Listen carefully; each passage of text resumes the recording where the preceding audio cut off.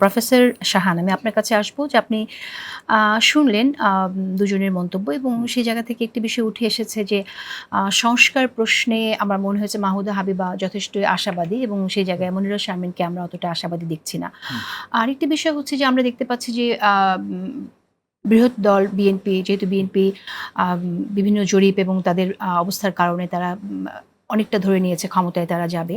এরকমটা অনেকে বলে যেহেতু বিএনপি ক্ষমতায় যাবে, বিএনপি চায় যে হুম, এমন সংস্কারটা হোক যাতে করে সরকারের হাতে যথেষ্ট ক্ষমতা থাকে, প্রধানমন্ত্রীর হাতে থাকে এবং অন্যান্য দল যে দলগুলো জানে যে আমরা ক্ষমতায় যেতে পারবো না, তারা চায় যে বিরোধী দলের হাতে অনেক বেশি ক্ষমতা যেন থাকে। তো এর মাঝামাঝি আসলে কোথায় গিয়ে পৌঁছানো উচিত? আপনি কিভাবে দেখছেন এই ঘটনাটা আসলেই ঘটছে কিনা? আচ্ছা, ধন্যবাদ। আমি একটু ওই মানে ২ টা যেটা যে একটা আশাবাদী আমি একটু মনির সাহেব যে কথাটা বলছিলেন খুব গুরুত্বপূর্ণ একটা কথা যে এই যে রেজিস্ট্যান্স তো আমরা কিছু দেখছি সেটা তো ঠিক আছে। আমি ওই ক্ষেত্রে একটা একটা মানে কথা বলি যে আমি যে কথাটা বলার চেষ্টা করছিলাম যে এলিট ডিপেন্ডেন্ট না সিটিজেন ডিপেন্ডেন্ট। যেমন আমি জাস্ট একটা ছোট্ট উদাহরণ দিই তারপরে আমি আপনার সাথে যাচ্ছি। যে ধরুন এই যে আপনি যাচ্ছেন ওনারা দুজনেই রাজনীতি ওনারা দুজনেই যাচ্ছেন যে কথাটা খুব পরিষ্কার যে লোকাল গভর্নমেন্টের বিভিন্ন জিনিসপত্র নিয়ে মানুষের একটা ক্ষোভ আছে হুম। যে ভিজিডি ভিজিএফ বা এই কোনো কিছু তারা পাচ্ছে না, এই ঝামেলা আছে। নেক্সট যে কোয়েশ্চেনটা, মানুষ তাহলে কি করবে? ধরা যাক তার এই ঝামেলাটা তো একবারে মিটে যাবে না, তো মানুষ তাহলে কি করবে?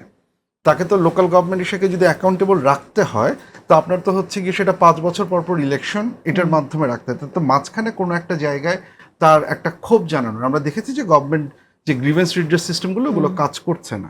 এখন দেখুন এইখানে যদি দুর্নীতি দমন কমিশনের উপজেলা পর্যন্ত আমরা জানি যে জেলা পর্যন্ত তার দুর্নীতি দমন প্রতিরোধ কমিটি বা ইসে আছে।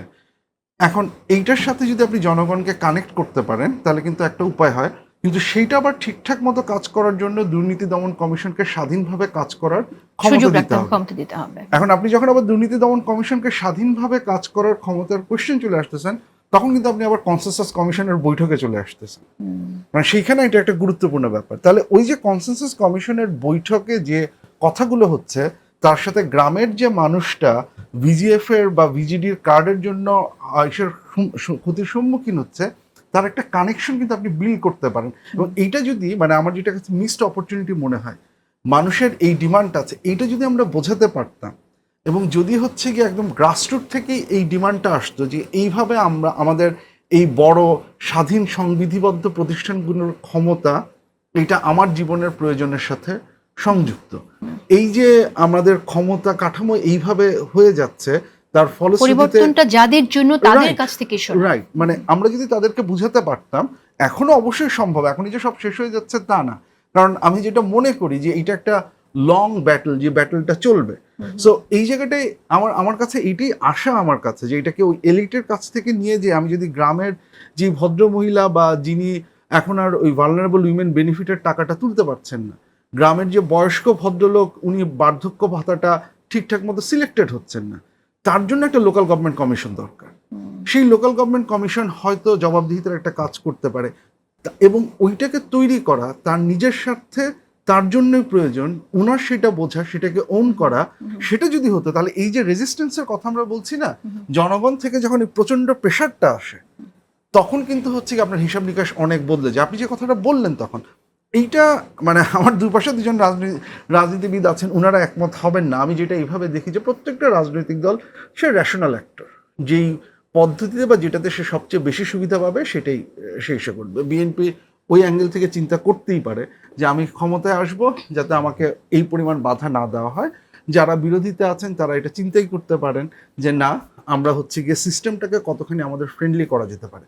এখন এইখানে আদর্শ জায়গা বলে আসলে ওই অর্থে কিছু নেই, কিন্তু আমরা যেটা দেখতে পারি যে আমরা যদি এইটুকু মেনে নিই যে গত ১৫-১৬ বছরে আমরা যে কেন্দ্রীভূত সেন্ট্রালাইজড একটা সিস্টেম দেখেছি যেটা নির্বাহী বিভাগকে প্রচণ্ড ক্ষমতাশালী করে, একজন ব্যক্তিকে বা একটা রাজনৈতিক দলকে প্রচণ্ড ক্ষমতাশালী করে এবং একজন ব্যক্তি নির্বাহী বিভাগ বা একটা রাজনৈতিক দল প্রচণ্ড ক্ষমতাশালী হয়ে যায়, সে তখন প্রশাসনকে দলীয়করণ করে, সে তখন হচ্ছে গিয়ে আপনার পুলিশকে দলীয়করণ করে, সে হচ্ছে জনগণের অধিকারগুলো কেড়ে নেয়।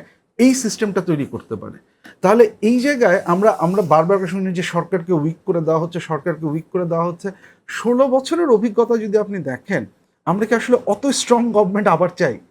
ডেফিনেটলি নিশ্চয়ই আমরা না। হচ্ছে গিয়ে গভর্নমেন্টের কিছু ক্ষমতাকে হচ্ছে গিয়ে কমাতে চাই যাতে তার জবাবদিহিতা বাড়ে, এবং এই জবাবদিহিতা বাড়ার ক্ষেত্রে ওই চেক অ্যান্ড ব্যালেন্সের কোয়েশ্চেনটা চলে আসে।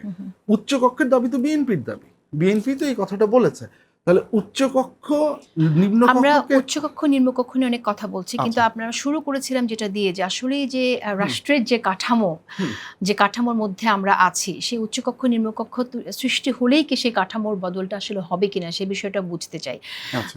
যেমন আমি যদি উদাহরণস্বরূপ নিয়ে আসি যে এই সময়ে আমরা মিডিয়া নিয়ে একটা আলোচনা আমরা দেখছি, যেখানে আমরা দেখেছি যে এনসিপির নেতা অভিযোগ করছে যে মিডিয়ায় তাদেরকে ঠিকভাবে তাদের ট্রিট করছে না, এরকম অভিযোগ আমরা শুনছি। আবার বিএনপির থেকে অভিযোগ আছে যে অপপ্রচার হচ্ছে মিডিয়াতে, এবং বিএনপিকে যে সংস্কার বিরোধী বলা হচ্ছে সেটাও একটা মিডিয়ার একটা প্রোপাগান্ডা বলতে পারি আমি, বা বিএনপির ভাষা মিডিয়া কাজটা করছে আর কি। হ্যাঁ, তো এই জায়গাতে আপনার কি মনে হয় যে আসলে সিস্টেমে পরিবর্তন যদি আসতো, গণমাধ্যম যারা চালাচ্ছে তারা তো একই মানুষের হাতেই এখনো গণমাধ্যম আছে, কিন্তু আমরা তো পরিবর্তনটা আশা করছি অনেক ব্যাপক।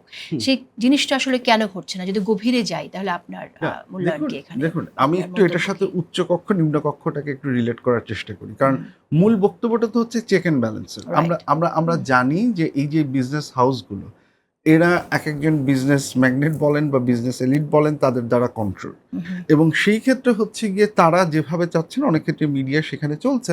এবং আজকে এনসিপির আপনি যেই আপত্তিগুলোর কথা বললেন, এখানে তো ভয়াবহ লেভেলের মতো মিস ইনফরমেশন বা ডিসইনফরমেশন যা বলেন সেগুলো করা হয়েছে। এবং মানে এইখানে তো হচ্ছে গিয়ে আমরা এমনকি এটাও দেখেছি যে একটা নিউজ পেপার সে নিজে একটা মিথ্যা সংবাদ প্রচার করে নিজেই আবার হচ্ছে গিয়ে ফ্যাক্ট চেক করে তার নিজের খবরকে বলছে এটা হচ্ছে গিয়ে ভুল, এরকম একটা জিনিস দেখেছি। এটা যে বিএনপির যারা নেত্রী আছেন বা মহিলা নেত্রী আছেন তাদের ক্ষেত্রেও তো আমরা এই ডিসইনফরমেশন ক্যাম্পেইনটা দেখেছি, শুধু সেটাও না, এরকম বিভিন্ন ধরনের সেগুলো ঘটেছে। এখন এই কারণে চেক অ্যান্ড ব্যালেন্সের কথাটা আসছে। আপনি মিডিয়াকে তো ওইভাবে আপনি কন্ট্রোল করতে পারবেন না, আপনি বিজনেস বা সেগুলোকে যাতে আপনি কন্ট্রোল করতে পারবেন না। আপনি যেটা করতে পারেন হচ্ছে তার দায়িত্বশীলতাকে নিশ্চিত করা। এখন এই দায়িত্বশীল ব্যবহার নিশ্চিত করার জন্য আপনার পিআইবির মতো এই সময়টাতে তো আমাদের একটা অভাবনীয় সুযোগ ছিল, এই সময়টা সেটা কেন করা গেল না? আমি আসছি। আপনার এখানে যেটা হচ্ছে যে বেসিক্যালি যেমন আপনার একটা প্রতিষ্ঠান আছে পিআইবি, যার মাধ্যমে আপনার এই কাজগুলো করার কথা। এখন লেটস অ্যাজিউম যে পিআইবি কোনো কারণে কাজটা ঠিকঠাক মতো করতে পারছে না, পিআইবির তো একটা জবাবদিহিতার জায়গা থাকতে হবে। আমরা যখন এই স্বাধীন প্রতিষ্ঠানগুলো করার কথা বলছি, তারও তো একটা সে যদি বাজে পারফরমেন্স করে তাহলে তার যিনি প্রধান তাকে তো জবাবদিহিতার মধ্যে আনতে হবে। এই যে আমরা চেক অ্যান্ড ব্যালেন্সের কথা বলছি, পরিবর্তনটা তো এখনো পর্যন্ত আসেনি। আমরা কেন আশা করব যে উচ্চকক্ষ এবং নিম্নকক্ষ হয়ে গেলে সেটা হবে? কারণ গণমাধ্যমে যে প্রস্তাবনা আছে সেটা নিয়ে তো আমরা কথা বলতে শুনলাম। আমি কেন বলছি যে এটা হবে, যে ধরা যাক যদি আপনি পিআইবি বা এই ধরনের একটা বডি করে বা মিডিয়া কমিশনের, এখানে তো একটা কমিশন তৈরি করারও কথা আছে যার এটাকে ওভারসি করার কথা। এখন উচ্চকক্ষ হলে কি হবে? উচ্চকক্ষে যদি প্রপোর্শনাল রিপ্রেজেন্টেশন হয়, আমি নিম্ন কক্ষের কথা বলছি না, আমি উচ্চ কক্ষের কথা যদি বলছি। প্রপোর্শনাল রিপ্রেজেন্টেশন না হয় তাহলে কি উচ্চ কক্ষে কাজটা করতে পারবে না? ডিফিকাল্ট হবে। কেন হবে আমি বলি, যদি সিটের পার্সেন্টেজ আবারও হিসাবে চলে যাই, আওয়ামী লীগ 2008 সালে 230টা আসন জিতেছিল, তাহলে আপনি যদি আসন সংখ্যার ভিত্তিতে করেন তাহলে তার আসন হতো 69টা। 100টা আসনের মধ্যে যদি 69টা হয়, আপনি যদি স্ট্যান্ডিং কমিটিগুলো সিটের ইস্যুতে করেন, 10 সদস্যের একটা স্ট্যান্ডিং কমিটিতে আওয়ামী লীগের সদস্য থাকতো 7 জন, বিরোধী দল বাকিগুলো থেকে হচ্ছে 3টা, তাহলে একটা রাজনৈতিক দলের হেভিলি যে ডিপেন্ডেন্ট সেটা লোয়ার হাউসে থাকতো, আপার হাউসে থাকতো। আর যদি আপনি ভোটের পার্সেন্টেজে করেন তাহলে আওয়ামী লীগের হতো 48%। আপনি যখন স্ট্যান্ডিং কমিটিগুলো করবেন তখন সেই স্ট্যান্ডিং কমিটি আওয়ামী লীগের থাকবে 5 জন, বাকি বিরোধী দলগুলো থেকে থাকবে হচ্ছে গিয়ে 5 জন। সামনে আগামীতেও প্রপোর্শনাল করতে গেলে তাহলে যদি এই স্ট্রাকচারটা তাহলে কিন্তু মিডিয়া কমিশনের অ্যাকাউন্টেবিলিটি বা অন্য কোনো কিছুর অ্যাকাউন্টেবিলিটির একটা ভেন্যু হিসেবে সেটা কাজ করা রিলেটিভলি ইজি।